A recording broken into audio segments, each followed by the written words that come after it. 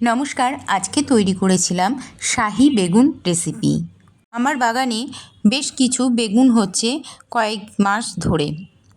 বেগুনগুলো দেখতে হয়েছিল লম্বা লম্বা ছোট ছোট, কিন্তু বেশ তুলনামূলকভাবে ভালোই বড় হয়েছিল বেগুনগুলো। কচি কচি দেখে আমি কয়েকটা বেগুন তুলে নিয়ে এসেছিলাম।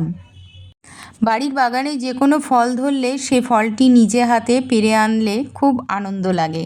তো আমিও তাই আজকে চলে গিয়েছিলাম আমার বাগানে, আর সেখান থেকে নিজে হাতে তুলে নিয়ে এসেছিলাম এই বাগানের বেগুনগুলোকে। তা তো একটুখানি দই নিয়ে আয় না। যা না বাবু, একটু নিয়ে আয় না সোনা, শাহী বেগুন বানাবো আজকে।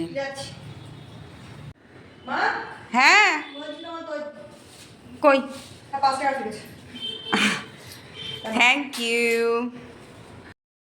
শাহী বেগুন রান্নার জন্য লাগবে টক দই, তাই মেয়েকে দিয়ে টক দই নিয়ে আসালাম।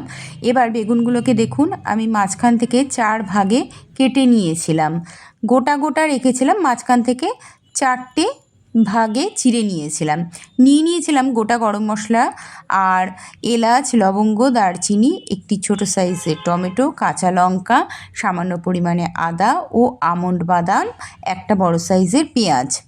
নিয়েছিলাম 1 টিস্পুন গোটা ধনে, 1/2 টিস্পুন নিয়েছিলাম মৌরি, জিরের গুঁড়ো নিয়েছিলাম 1 টিস্পুন ও পোস্ত নিয়েছিলাম 4 চামচ।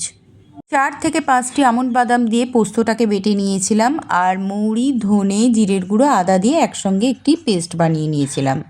এবার গ্যাসের ওভেনে একটি কড়াই বসিয়ে নিয়েছিলাম, তাতে 4 চামচ মতন আমি সর্ষের তেল দিয়ে নিয়েছিলাম। ওর মধ্যে কুচিয়ে রাখা পেঁয়াজগুলো দিয়ে দিয়েছিলাম। পেঁয়াজগুলো দিয়ে নেড়ে চেড়ে ওর মধ্যে কেটে রাখা বেগুন, টমেটো ও কাঁচা লঙ্কা দিয়ে দিয়েছিলাম থেতো করে রাখা গরম মশলাটাকে।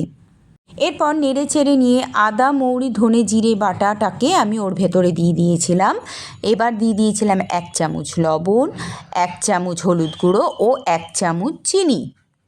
এরপর খানিকক্ষণ কষে নেওয়ার পর এর মধ্যে আমি দিয়ে দিয়েছিলাম 1 চামচ মতন কাশ্মীরি ঝালের গুঁড়ো। কাশ্মীরি ঝালের গুঁড়ো দিয়ে দেওয়ার পর এবার যে 100 গ্রাম দই এনেছিলাম তার থেকে আমি অর্ধেক পরিমাণ, বলতে পারেন 50 গ্রাম দইয়ের মধ্যে বাদাম আর পোস্ত বাটাটাকে মিশিয়ে নিয়ে আমি দিয়ে দিয়েছিলাম বেগুনের মধ্যে। এরপর ওই বাদাম বাটার বাটিতে সামান্য পরিমাণে অল্প একটুখানি জল দিয়ে ধুয়ে জাস্ট ওর মধ্যে দিয়ে আমি ঢাকা দিয়ে দিয়েছিলাম। এই রান্নাটি করার সময় একেবারেই জল দেওয়া যাবে না, ঢাকা দিয়ে দিয়ে ভাপে ভাপে সেদ্ধ করেই রান্নাটি হবে। বেগুন যেহেতু নরম সবজি, নইলে গলে যাবে, সে কারণে আমি ঢাকা দিয়ে দিয়ে রান্নাটি তৈরি করেছিলাম।